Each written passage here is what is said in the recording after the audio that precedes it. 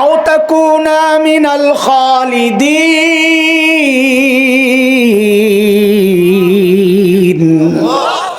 হুজুর ফল কেন খান না? বলে আল্লাহ নিষেধ করছে। আরে বেকর, আল্লাহর কথা তো বুঝেন নাই। এই ফল খাইলে জান্নাতে স্থায়ীভাবে থাকার ব্যবস্থা হবে, এটা আল্লাহ চায় না। খান। কি উপকারটা করতেছে? এখানে কি ধোকা? টোপ দিয়ে আল্লাহর সিদ্ধান্তের বাহিরে নিতে চাচ্ছে। সেটা হলো আল্লাহ আদম আর হাওয়াকে জান্নাতে স্থায়ীভাবে থাকার জন্য বানান নাই, বানাইছেন দুনিয়ায় পাঠাবেন। কোন জায়গায়? কোন জায়গায়? وَإِذْ قَالَ رَبُّكَ لِلْمَلَائِكَةِ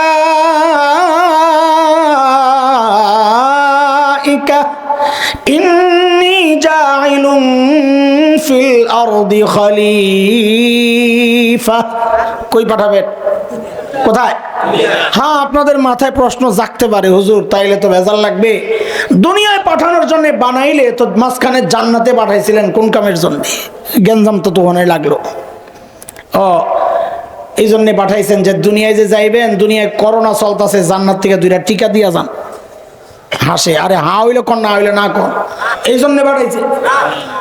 মাঝখানে কোনো তেলের পাম্প নাই, জান্নাত থেকে তেলটা ফুল লোড করে যান, এই জন্যে। তো কি জন্যে? এর অনেক জবাব ওলামারা দিয়ে থাকেন, অত জবাবের সময় নেই আসলে, নাই মানে এটার ভাব লইলাম আর কি, জানি বা কয়টা। 2টা জবাব শোনেন। গ্রামের মেয়েরা যখন মুরগি পালার জন্য কিনা আনে না, আইনাই কিন্তু ছেড়ে দেয় না, 2-4 দিন বাইন্দা খাওয়ান বান্ধা অবস্থায় দেয়। কেন? বাড়িছিন কি বাড়ি চিনার পর ছেড়ে দেয় তো মুরগি সারাদিন ঘুরা মুইরা খাইয়া আবার বাইতাই পড়ে, ঠিক নেই? তো আল্লাহ জান্নাতে কয়দিন আটকায় রাখছেন, বাড়িছিন। দুনিয়ায় ছেড়ে দিলে দুনিয়ায় থেকে দুঃখে যেন আবার জান্নাতে আয়া পড়ন যায়, তো বাড়ি চিনাইছে আল্লাহ তাআলা। বুঝে আসছে? আচ্ছা, আরেকটা শোনে। আল্লাহ তাআলা সূরা তাওবার 111 নম্বর আয়াত, ইন্নাল্লাহা ইশতারা মিনাল মুমিনিনা আনফুসাহুম ওয়া আমওয়ালাহুম বিআন্না লাহুমুল জান্নাহ। ইমানদারের কাছে আল্লাহ জান্নাত বিক্রির প্রস্তাব দিবেন। কিনতে রাজি নি আপনারা? এই জান্নাত কিনবে? জোরে কয় না কিনবে? কে কি কিনতে রাজি দেখি? আল্লাহু আকবার। হাত নামান, লাগছে তো ভেজাল।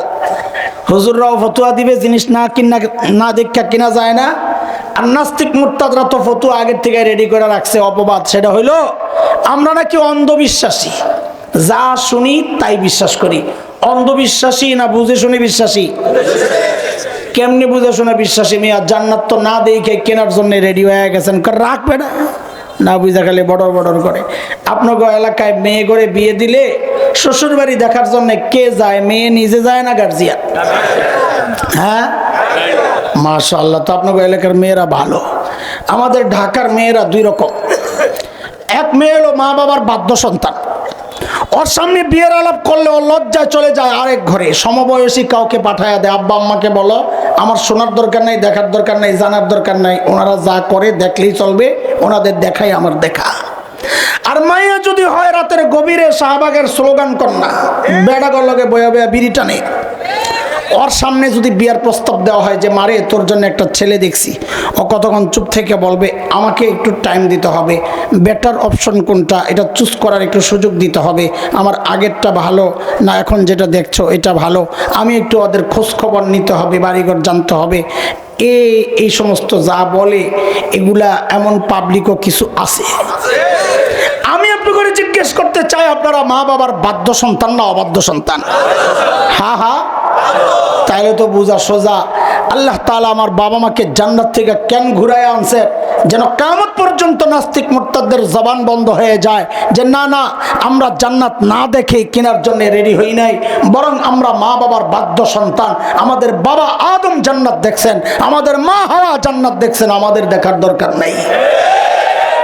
শয়তান কয় সর্বনাশ, এই মোল্লা তো বহুত কট্টর মোল্লা দেখা যায়। মোল্লা তোমার ধোকা কোন লাইনে দিতে হয় আমি জানি।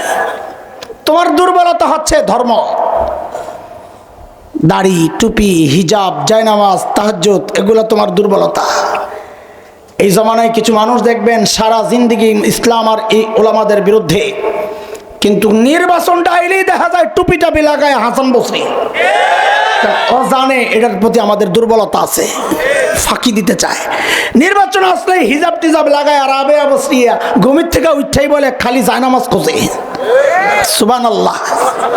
এক পিসাব পাওয়া গেছে প্রতি রাতে 80 রাকাত তাহাজ্জুদ। আমি হায় খোদা, আমি কার কাছে মুরিদ হইলাম, এই পিসাব এতদিন আসিল কই? যেই মুরিদ হওয়ার চিন্তাটা পরিবর্তন কর্ম একটা অবস্থা, হঠাৎ শুনলাম পিসাব পালায় গেছে। কন্ত দেহি এখন কার লগে খেলুম। হায় খোদা, শয়তানও ঠিক এই পদ্ধতি গ্রহণ করেছে। হ্যাঁ, পদ্ধতি আসল শয়তানেরটাই। ওরা শয়তান থেকে শিখছে যে দিনদার মানুষকে ধোকা দিতে হইলে দিনই লিবাস লাগাও। ওই যে নেক্সট সুরতে ধোকার একটা পদ্ধতি মনে আসেনি? শয়তান কি কয়? ওয়াকাসামাহুমা ইন্নী লাকুমা লামিনান নাসিহিন।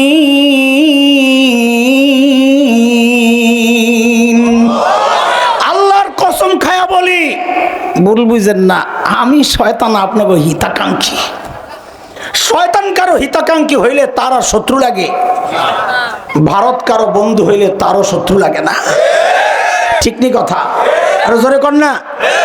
বাপরে, আমাদের কি বন্ধু, আমাদেরকে পেঁয়াজ দেয়, চিনি দেয়, আলু দেয়, আরো কত কিছু দেয়। সুবহানাল্লাহ। একটু এদিক সেদিক হইলেই হুমকি দেয়, দেবো না পেঁয়াজ। তা আমরা কই দিস না, তোকে পেজ না খাইলে কি বাঙ্গ নেত্রী শিখাইয়া গেছে না পেজ ছাড়া তরকারি রান্ধন যায়? লাগবো না তোকে পেজ, যা খা। কয়দিন আনি না, এখন বস্তা সামনে লয়ে বয়া বয়া কান্দে। দাদা কি খবর? দাদা ভালো না দাদা, বাংলাদেশিরা পেজ নিচ্ছে না তো দাদা, পেজগুলো পৌঁছে যাচ্ছে দাদা। খায় তো না, সেই খাওয়ার একটা মানসিক শক্তি লাগে তো খাওয়ার জন্য। আমাদের যেই খাওয়ার ব্যাপারে যে উদারতা, এই খবিশগুলো তো দুনিয়ার কাঞ্জুস। আমি তো লম্বা সময় ছিলাম, জানি। দুপুরবেলা বোনের বাড়িতে ভাই আসছে বেড়াইতে। কোন সময়? কলিং বেল টিপে টিপে টিপে, বোন তো দরজা খোলে না। ভাই কাহিনী বুঝছে, জানালার কাছে যা বলে, বোন রে আমি কিন্তু খেয়ে আসছি। বোন বলে আগে বলবি না, তো দরজা খুলছে। এরাই পেস কি খাইব?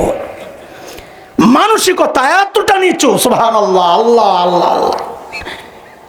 এরা বলে আমাকে দশ দখল করবো কন্ত দি। এই মানসিক শক্তি নিয়ে, এই মানসিকতা নিয়ে, এই জন্য মাঝে মাঝে বলি, আমার দেশ দখল করার আগে আগে নিজেকে আগার জায়গা ঠিক কর। এখন রাস্তাঘাটে এই কাম সারে, বিশ্বাস করেন না আপনারা? আমরা যখন দেওবন্দে যাই, কলকাতা থেকে ট্রেনে উঠছি, লম্বা সফর, 36 ঘন্টা প্রায় জার্নি।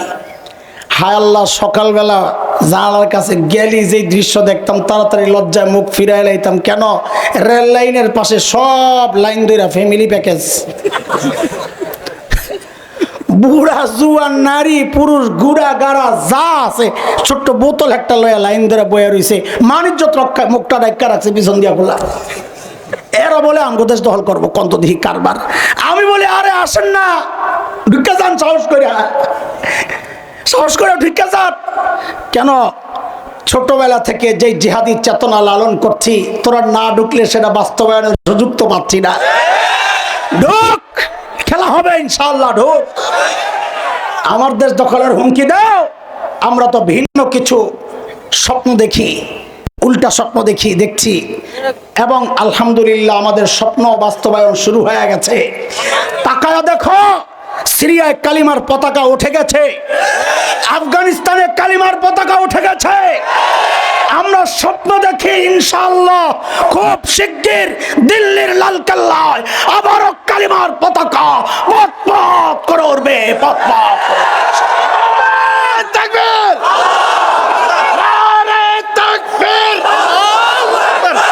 ইসলামের শত্রুরা হুঁশিয়ার সাবধান, ইসলামের শত্রুরা হুঁশিয়ার সাবধান, বাংলার শত্রুরা হুঁশিয়ার সাবধান, উলামায়ে কেরামের শত্রুরা হুঁশিয়ার সাবধান। মুহতারাম হাজির, তাকবীর। ওই পদ্ধতি কয়টা পড়া বইলা যাওনি? সিল্লান দিয়া পড়া বইলা গেলে কিন্তু সিল্লান বন্ধ করে দেব। কয়টা? 1 নাম্বার মাশাল, 2 নাম্বার, 3 নাম্বার। সবাই কেমনে কয় দেখছেন? এটা এটা ভালো মনে রাখছে। 4 নাম্বার, 4 নাম্বার, এই 4 পদ্ধতি গ্রহণ করে এই আমাকে আপনাকে যে শয়তান ধোঁকা দিচ্ছে এটা তো টের পাই না। তো আসেন এই জায়গায় ঢুকি। 1 নাম্বার কি? অপব্যাখ্যা। আপনি কাদিয়ানি বলেন, হিজবুত তাওহীদ বলেন, যত বাতিল আছে এমনকি মাজারের এই ভণ্ডগুলো সব তাদের এই কর্মকাণ্ডের দলিল দেয় কোরআন দিয়া। কি দেয়? কোরআন দিয়া। বিশ্বাস করেন না? আপনি মাজারে যান, যা দেখেন মাজারে অনেক শাহেরা থাকে। শাহ বাবা, শেকল বাবা, তালা বাবা, খেতাশা, আর কত শাহ বাবা আছে মাজারে। চুল জটলা বাপ সবই আলাদা। ওদেরকে যদি জিজ্ঞেস করেন এই নামাজ পড়স না কেন, কি বলবে জানেন? কোরআন দিয়ে দলিল দিব। একিন পর্যন্ত ইবাদতের হুকুম। আরবিরা অনেকে কইতারে অর্ধেক অর্ধেক, আর অনেকে কইতে পারে না। ওয়াবুদ রাব্বাকা হাত্তা ইয়াতিয়াকাল ইয়াকিন। ইবাদত করো তুমি তোমার রবের ইয়াকিন আসার আগ পর্যন্ত। সমস্ত মুফাসসিররা বলেন এখানে ইয়াকিন মানে হচ্ছে মৃত্যু। কি? তার মানে আমৃত্যু ইবাদত চালাও, আল্লাহর হুকুম এটা। এটারে অপব্যাখ্যা দিয়া বানাইছে একিন মানে একিন। আমরা যেটা কই একিন বিশ্বাস, আমগো একিন আয়া পড়ছে, এই জন্য আমগো ইবাদত লাগে না। কাটমল লাগে এখন একিন আয় নাই, ওরা ইবাদত করে মরুক যাইয়া। দেখছেন না অপব্যাখ্যা? ও নিজেকে আসলে শয়তান দাবি করছে পক্ষান্তরে। কেন? এটা একটা মূল নীতি মাথায় রাখবেন সারা জিন্দেগির জন্যে। কেউ যদি নবীদের চেয়ে নিজেকে উত্তম মনে করে অথবা তার বক্তব্য দিয়ে নবীদেরকে খাটো করতে চায়, আপনি চোখ বন্ধ করে সিদ্ধান্ত নেবেন এটা শয়তান। কেন? কারণ এই পদ্ধতি সর্বপ্রথম চালু করেছে শয়তান। আনা খায়রুম মিনহু বইলা, আমি নবী আদমের চেয়ে উত্তম। যারা বলে আমাদের ইবাদত লাগে না, ওরাও নিজেদেরকে নবীর চেয়ে উত্তম মনে করে। কেন? কেনর জন্য আপনি শুনেন। সূরা মারইয়াম হযরত ঈসা আলাইহিস সালাম নিজের পরিচয় দিচ্ছেন, ওইটা আগে শুনেন। হযরত ঈসা বলেন, আল্লাহ বলছেন, ক্বালা ইন্নী আবদুল্লাহ আতানিয়াল কিতাব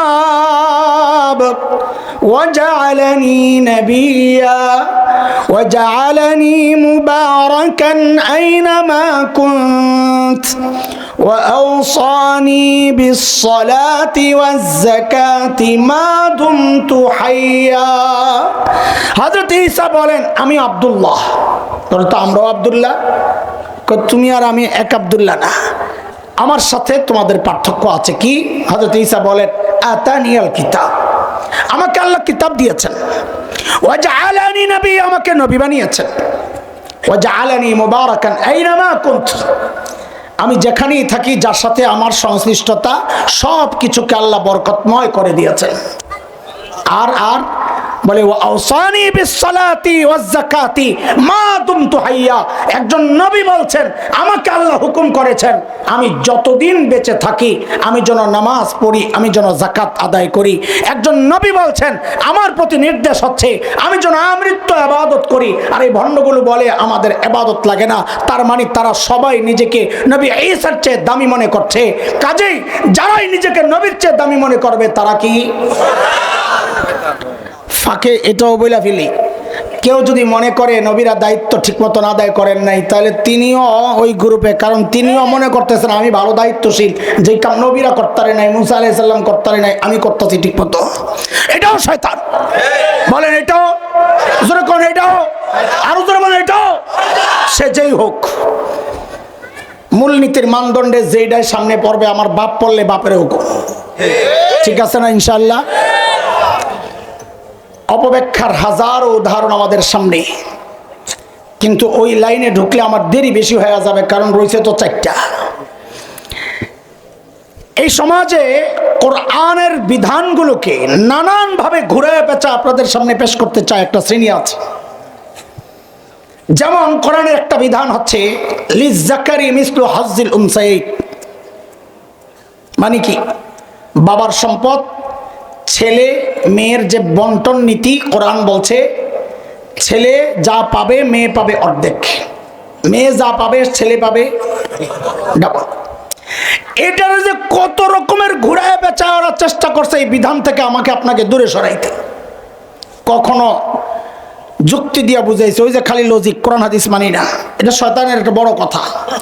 যুক্তি দিয়া বুঝাইছে একই বাবার ছেলে একই বাবার মেয়ে, বন্টনে কেমন, এই কেন এই বৈষম্য? এখন তো বৈষম্য বড় হিট আইটেম, তো ওইটা দিয়েই লাগবো খোসা।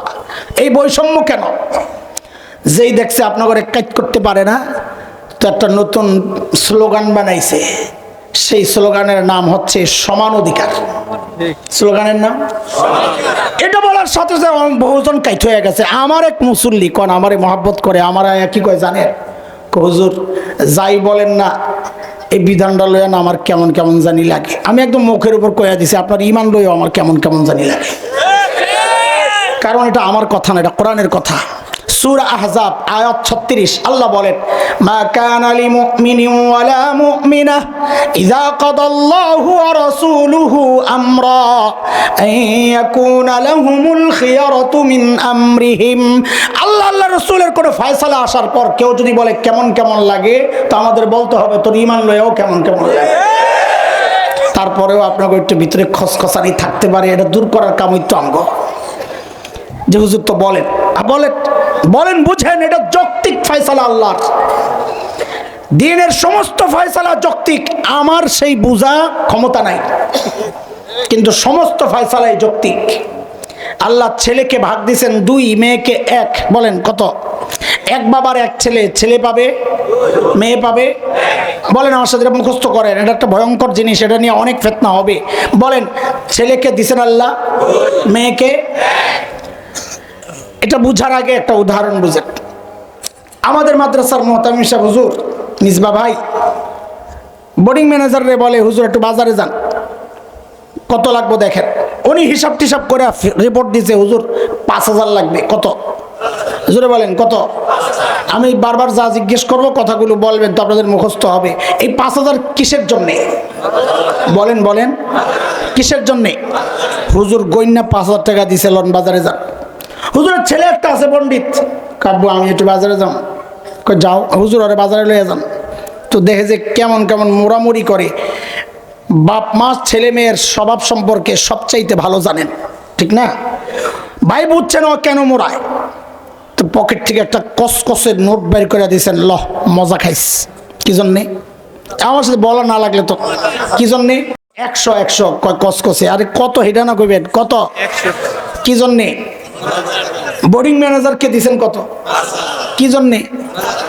যেই না ওরে 100 দিছে, ও 360 ডিগ্রি বলে যেটার, এমন এক মোড়া দিছে যে না কি হয়েছে, আরে কি হয়েছে বলবি তো।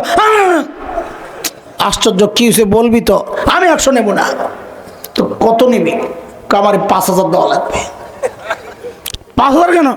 হুজুরে দিছ, হুজুর তো বাজারে যাবে, আমিও তো যাবো, সমান অধিকার। কি অধিকার? আপনারাই বলেন, ওর এই দাবিটা যৌক্তিক না শিশুসুলভ পাগলামি? পাগলামি কিনা? অথচ এই যুক্তি দিয়েই আমাকে আপনাকে ওরা কোরআনের বিরুদ্ধে বিষয়টা গেলেইতে চায়। কেমনে? খেয়াল করেন। আল্লাহ ছেলেকে ভাগ দিয়েছেন কয়টা? দায়িত্ব দিয়েছেন 4টা। বলেন কয়টা? সবাই বলেন দায়িত্ব কয়টা? ভাগ কয়টা? দায়িত্ব কয়টা? আল্লাহ মেয়েকে ভাগ দিয়েছেন 1টা। কয়টা? দায়িত্ব আমি যেভাবে বলবো ওইভাবে বলবেন, তাহলে সংশয়বাদীদের কলিজায় যায় লাগলে সংশয় দূর হয়ে যাবে। বলেন ভাগ দিছে কয়টা? দায়িত্ব 0। আমি এমনি বলছি, সিফত মাখরাজ ঠিক মতো আদায় না করলে বেতনাম। বলেন ভাগ কয়টা? দায়িত্ব। এবার ঠিক আছে, আল্লাহ ছেলেরে ভাগ দিয়েছেন কয়টা? দায়িত্ব। কেমনে? ও ছেলে, খেয়াল করেন, ও ছেলে তুমি যদি স্বামী হও তো স্ত্রীর ভরণ পোষণের দায়িত্ব তুমি স্বামীর। ও ছেলে তুমি যদি বাবা হও তো কন্যার ভরণ পোষণের দায়িত্ব তুমি বাবার। ও ছেলে তুমি যদি সন্তান হও, মেয়ের ভরণ পোষণের দায়িত্ব তুমি সন্তানের। ও ছেলে তুমি যদি ভাই হও, বোনের ভরণ পোষণের দায়িত্ব তুমি ভাইয়ের। বলেন ভাগ কয়টা? দায়িত্ব। ভাগ কয়টা? দায়িত্ব। আবার ভাগ কয়টা? দায়িত্ব। আল্লাহ মেয়েকে ভাগ দিয়েছেন কয়টা? দায়িত্ব 0। কেমনি? ও মেয়ে তুমি যদি স্ত্রী হও, তোমার ভরণ পোষণের দায়িত্ব তোমার স্বামীর।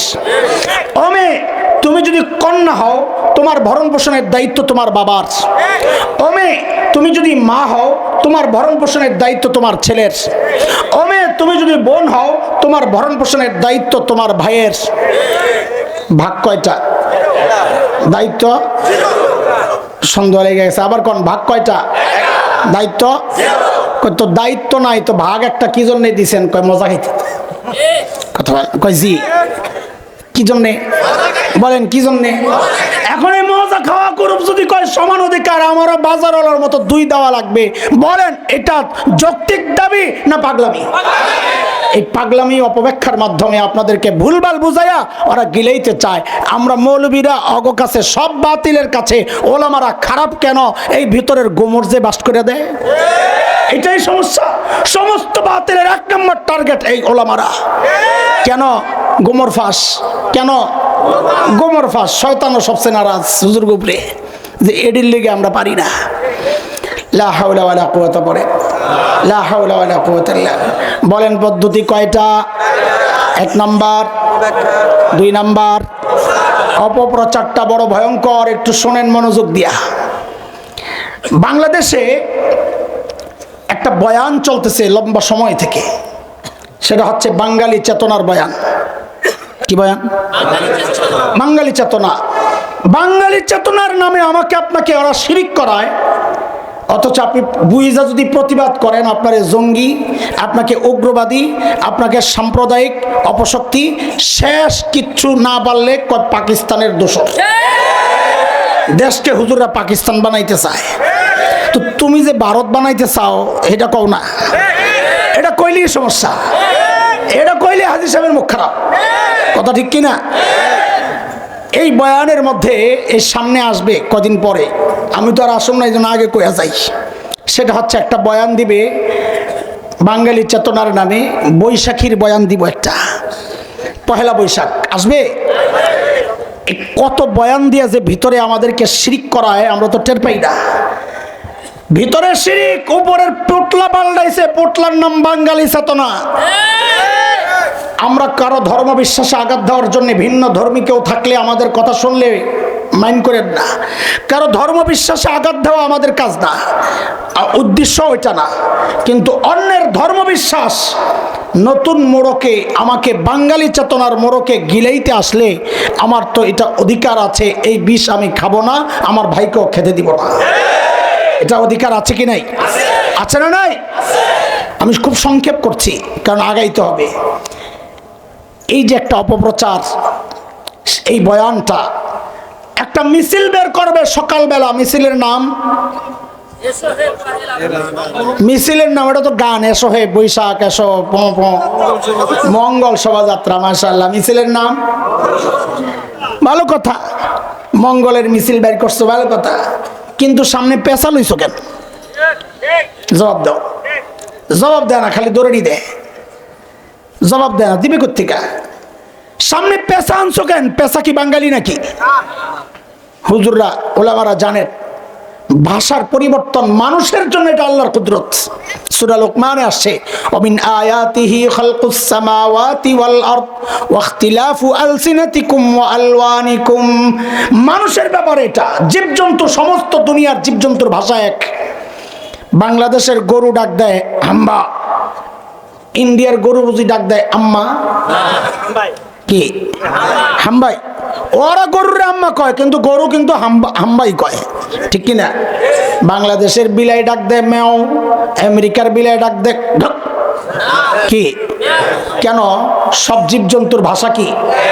তাইলে পেঁচাই লোকের জিজ্ঞেস করছেন কোনোদিন কাউকে? আপনি জিজ্ঞেস করলে আপনিও আমগো মতন জঙ্গি হয়ে যাবেন গা।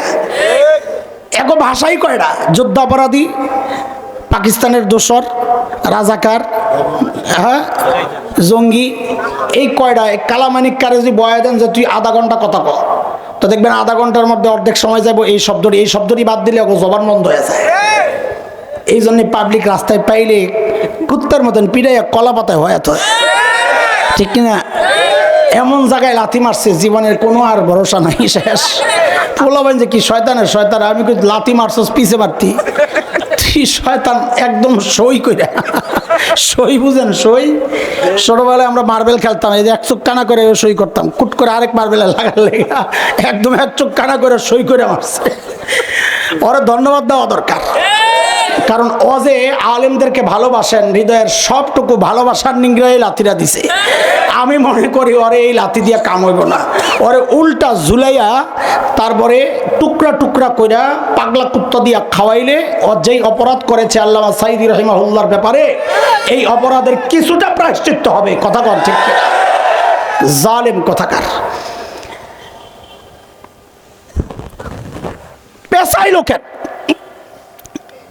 এখন ভিতর থেকে বাইর করতে যায় দেখে হায় খোদা, এটা তো পুরোটাই হিন্দুদের বিশ্বাসের সাথে সম্পর্কীয়। কি বিশ্বাস? হিন্দুরা বিশ্বাস করে সমস্ত ভাগ্যের মালিক, মঙ্গলের মালিক মা লক্ষ্মী দেবী। মঙ্গলের মালিক কে? আরো আসতে কর না, এই কথাটাও জোরে বলা যায় না। আল্লাহ বলেছেন সূরা আরাফ আয়াত 188 188, মালিক বলেন কুল্লা আমলিকু লিনাফসি নাফআন ওয়ালা দাররা ইল্লা মা শাআ আল্লাহ।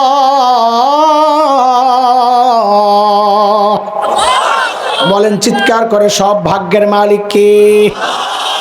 হিন্দুদের বিশ্বাস হচ্ছে ভাগ্যের মালিক হচ্ছে মা লক্ষ্মী দেবী। লক্ষ্মী দেবীর স্বামী হচ্ছে বিষ্ণু দেবতা। লক্ষ্মী দেবীর কোনো ছেলে নাই, মেয়ে আছে ছয়টা। কয় মেয়ে? পদ্মা, পদ্মালয়া, ইন্দিরা, শোভা, কমলা, রমা, এই লক্ষ্মী দেবীর 6 মেয়ের নাম। হিন্দুদের বিশ্বাস হচ্ছে লক্ষ্মী দেবীর বাহন পেশা। এবার সবডিরে মিলান। মিছিলের নাম মঙ্গল শোভাযাত্রা, মঙ্গলের মালিক মা লক্ষ্মী দেবী, বাহন রেডি, হুজুর গাড়ি রেডি, ওঠেন আপনি আমগো আগে আগে যান। আপনি এই মিছিলের নেতৃত্ব গ্রহণ করলে আমরা যারা এই মিছিলে অংশগ্রহণ করেছি আমাদের আগামী বছরটা মঙ্গলের হবে, এই বিশ্বাস যদি কেউ রাখে তার ঈমান থাকবে। অথচ বাঙালি চেতনার বয়ান দিয়া দিয়া আমার সন্তানকে দিয়ে, আমার ভাইকে দিয়ে এই শিরিক করা কয়েক দশক থেকে এই কাজগুলো করে যাচ্ছে। আমরা কথা বললে আমরা জঙ্গি হয়ে যাই। তুমি আমার জঙ্গি বলো আর পাকিস্তানপন্থী বলো, যাই বলো, আমার ভাইকে তুমি শিরিক করাবা আলেম হইয়া, এটা আমরা চুপ থাকতে পারবো না। কথা বলেন, কথা বলেন, চুপ থাকতে পারবো না, থাকি নাই, থাকবো না ইনশাআল্লাহ। অপপ্রচারের ভয়ঙ্কর আরেকটা দিক একটু খেয়াল করেন। বয়ান বয়ান বয়ান চলতেছে। সেটা কি? বাংলাদেশের যে জাতীয় দিবসগুলো আছে, সাধারণ মানুষরা আপনারা এটা খুব ভালো করে লক্ষ্য করেন। খেয়াল করি না তো আমরা, চলছি গাড়ি যাত্রাবাড়ি। এই দিবসগুলো যেমন 26 মার্চ আছে, 16ই ডিসেম্বর আছে, 21 ফেব্রুয়ারি আছে। এই দিবসগুলোতে স্কুল কলেজ বন্ধ থাকে, কিন্তু বন্ধের মধ্যে ওরা খেলাধুলার প্রতিযোগিতা করে, ক্রীড়া প্রতিযোগিতা।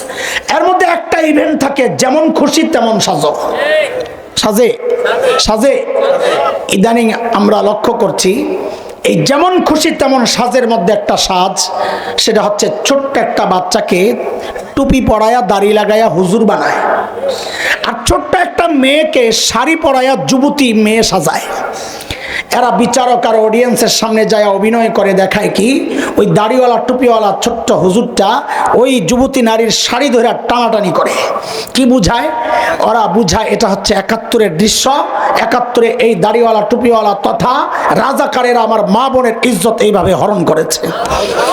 উদাহরণ নম্বর 2, বাংলাদেশের টেলিভিশন সিনেমায় যে নাটক সিনেমা হয়, আপনারা জানেন এটা দুইটা চরিত্র থাকে, একটা নায়ক চরিত্র, একটা গাদ্দার আর ভিলেন চরিত্র। নায়ক চরিত্র ওরা সাজায় সমাজের সব ভালো কাজ দিয়া, আর ভিলেনটাকে সাজায় সমাজের সব নিকৃষ্ট কাজ করে। ইদানিং আমরা শুনতে পাচ্ছি, আমাদের কাছে এই সংবাদ আসছে যে ওই যে ভিলেন সাজায় যাকে দিয়া সমাজের সব নিকৃষ্ট কাজ করায়, ওই ভিলেন সাজায় কেমনে? ভিলেনের মাথায় একটা টুপি লাগায়া দেয়, একটু দাড়ি লাগায়া দেয়, একটা ছাতা পান চাবায় আর ভিলেনগিরি করে। এটা হচ্ছে ভিলেনের চরিত্র। দোস্ত, উদাহরণ নাম্বার 3, 2013 ফেব্রুয়ারির কথা, আপনাদের মনে থাকার কথা, ঢাকার শাহবাগে গণজাগরণ মঞ্চ বসেছিল, মনে আছে? দাবি ছিল যুদ্ধাপরাধীদের বিচার ত্বরান্বিত করা। একদিনের গল্প শোনাচ্ছি আপনাদের, কারো শোনা গল্প নয়, আমার সাথে মানে চাক্ষুষ, কি বলে, আই উইটনেস। আমার সায়েন্স ল্যাবে চৌরাস্তায় একটা বড় ফুট ওভার ব্রিজ আছে, লম্বা, পায়ে হেঁটে রাস্তা পার হওয়ার ব্রিজ। একদিনের গল্প শোনাচ্ছি আপনাদের। উত্তর দিক থেকে দক্ষিণ দিকে আমার গন্তব্য, দক্ষিণ দিক থেকে এক মা উত্তর দিকে যাবে, আমাকে ক্রস করবে। ছোট্ট একটা বাচ্চা সাথে, যুবতী মেয়ে সাথে বাচ্চা, তাদের বেশভূষা, গেট আপ সেট আপ, সাজসজ্জা, পোশাক আশাক দেখে আমার বুঝতে কষ্ট হয় নাই যে এরা গণজাগরণ মঞ্চ থেকেই আসছে। উল্কি টুলকি আঁকা, বাংলাদেশের পতাকা আঁকা, বাংলাদেশের পতাকার ওই যে কি থাকে বেল, ওগুলা লাগানো, আর পোশাকও ওইরকম। এতে আমার কোনো আপত্তি নাই, আপত্তি থাকারও কথা না। কারণ সন্তানের হৃদয়ে দেশপ্রেম জাগ্রত করা, ইমানি চেতনা জাগ্রত করা, এটা তো মায়েরই কাজ। মা হয়তো ওই কাজটা করতে গিয়েছেন, কিন্তু বিপত্তিটা বাঁধলো কোথায়?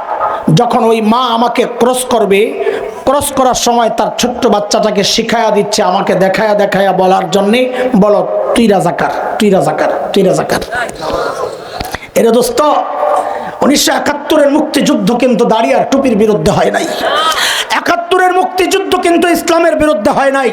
তুমি ইতিহাস তালাশ করে দেখো, 7ই মার্চের যেই ভাষণ নিয়ে গর্ব করো, সেদিন তিনি বলেছিলেন এবারের সংগ্রাম মুক্তির সংগ্রাম, রক্ত যখন দিয়েছি আরো দেব, এদেশকে মুক্ত করে ছাড়বো ইনশাআল্লাহ। ইনশাআল্লাহ উচ্চারণ করা সেই ভাষণ, সেই আহ্বান, ইসলামের বিরুদ্ধে সেই যুদ্ধ হতে পারে না। ইতিহাস আমরাও পড়েছি, আপনারা আরেকবার পাঠ করে যান, মুক্তিযুদ্ধ জাদুঘরে যান, সেখানে আগারগাঁয়ে যায় দেখেন, ইতিহাসের সাক্ষী হয়ে এখনো বহু পোস্টার দেয়ালে সাঁটানো আছে। রাজাকারদেরকে গ্রেফতার করা হয়েছিল যে, সেখানে আমরা দেখেছি। কে বলেছে তোমাকে বাতাস দিতে? সেখানে আমরা দেখেছি অধিকাংশ রাজাকারের মুখে দাড়ি নাই, মাথায় টুপি নাই। কয়েক বছর আগে আমরা দেখেছি এক সংগঠন মুক্তিযোদ্ধাদেরকে সম্মাননা ক্রেস্ট দিয়েছে। আমরা গর্বের সাথে লক্ষ্য করেছি অধিকাংশ মুক্তিযোদ্ধার মাথায় টুপি, মুখে দাড়ি। ইতিহাস থেকে আমরা জেনেছি বহু মুক্তিযোদ্ধা অভিযানে বের হওয়ার সময় 2 রাকাত সালাতুল হাজত পড়ে তারপরে বের হতেন। তাইলে আমাদের জানতে চাওয়া, জিজ্ঞাসা, এরা কারা যারা মুক্তিযুদ্ধকে দাড়ির বিরুদ্ধে দাঁড় করাতে চায়, মুক্তিযুদ্ধকে টুপির বিরুদ্ধে দাঁড় করাতে চায়? আমাদের স্পষ্ট কথা, এটা হচ্ছে সেই গ্রুপ যারা অপপ্রচারের মাধ্যমে একটা নষ্ট প্রজন্ম তৈরি করতে চাচ্ছে, যারা হৃদয়ে দাড়ির প্রতি, টুপির প্রতি ঘৃণা লালন করবে। দাড়িওয়ালা, টুপিওয়ালা, কোরআনের ধারক বাহক ওলামায়ে কেরামের প্রতি ঘৃণা লালন করবে, যেন ধীরে ধীরে কোরআনী শিক্ষা থেকে তাদেরকে দূরে সরানো যায়। অপপ্রচারের মাধ্যমে শয়তান এই চক্রান্তে, এই পদ্ধতিতে চক্রান্ত করাচ্ছে তাদের দোসরদেরকে দিয়া। শয়তানের দোসররা যেমন এই জমিনে আছে, আলহামদুলিল্লাহ শাইখুল হিন্দের রোহানি সন্তানরাও বেঁচে আছে। ওদের উদ্দেশ্যে স্পষ্ট পয়গাম, এরে কুলাঙ্গাররা শুনে রাখ, 71-এ দেশ মুক্তির জন্য একবার মুক্তিযুদ্ধ হয়েছে। ঈমান রক্ষায়, স্বাধীনতা, সার্বভৌমত্ব রক্ষায় যদি আর একটি যুদ্ধের প্রয়োজন হয়, আবার যুদ্ধ হবে, আবার যুদ্ধ হবে।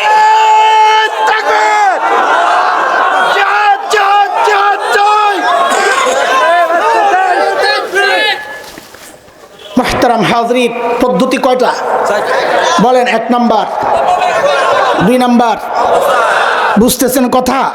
বেশি কঠিন হয়ে যাচ্ছে? হায় আল্লাহ। 3 নাম্বার, মূলের ব্যাখ্যা দেব না, কারণ আমগো উপরে বেশি পড়বো না, থাক না, সমস্যা। হ্যাঁ, মূলা এমন খাওয়া খাইছে অনেকে, পেট নষ্ট হইয়া, মাথা নষ্ট হইয়া, গ্যাস আছে তো, গ্যাসের মাথা নষ্ট হইয়া কয় কি জানে, তাহাজ্জুদ গুজার রাবেয়া বসরিয়া, সুবহানাল্লাহ। এক গোপালী মোল্লাই তো কইছিল সেজদা জায়েজ হইলে সেজদা দেওয়ান লাগতো, এত কাজ করছে, সুবহানাল্লাহ। আমি কি জুতা পেটা তো জায়েজ, তোরে পাইলি পিডাম।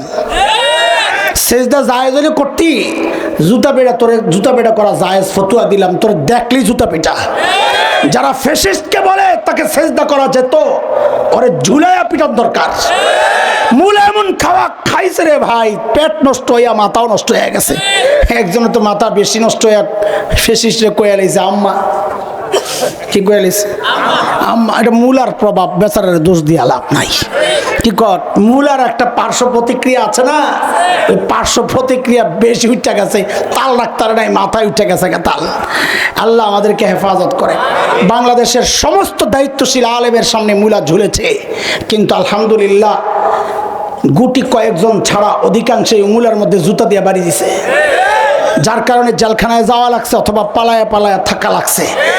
কেউ ধরছে, এদেরকে সম্মানিত করা হয়েছে, কিন্তু আল্লাহ এমন বেইজ্জতি করছে এখন আর পালানোরও জায়গা পায় না।